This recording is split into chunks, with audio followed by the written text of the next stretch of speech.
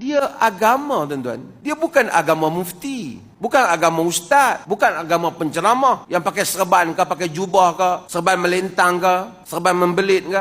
Bukan agama. Ini adalah agama Allah. Disunatkan meringankan solat 2 rakaat sebelum subuh.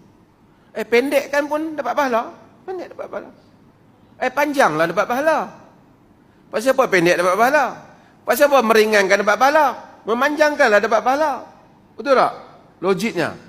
Tapi para ulama, jumhur para ulama kata, meringankan dia dapat pahala.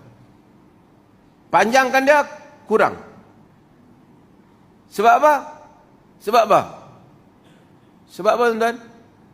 Sebab Nabi meringankannya. Kalau nak ikut logik, apa salahnya panjangkan? Adakah Nabi larang kita panjangkan?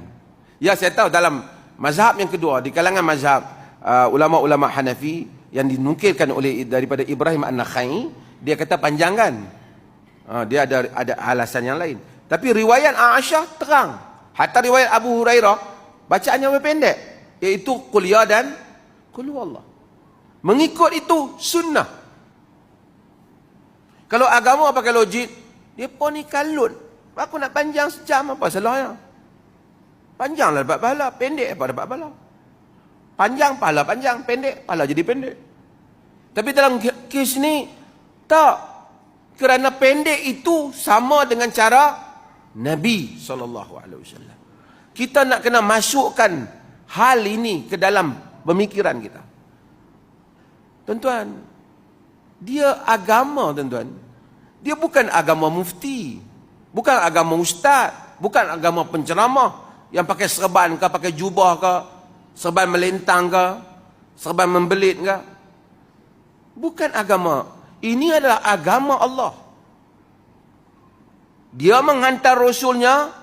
Rasul itu pengukur kita, bukan selain daripada Rasul itu. Dia pengukur kita. Dan orang mungkin boleh layak buruk atas dunia ni. Orang mungkin boleh memberikan berbagai-bagai helah. Tetapi apabila pulang di sisi Allah, yang Allah tanya ukurannya siapa?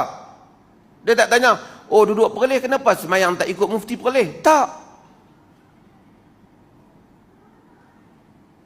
Dia tanya, kamu ikut Rasul yang aku hantar ke tak?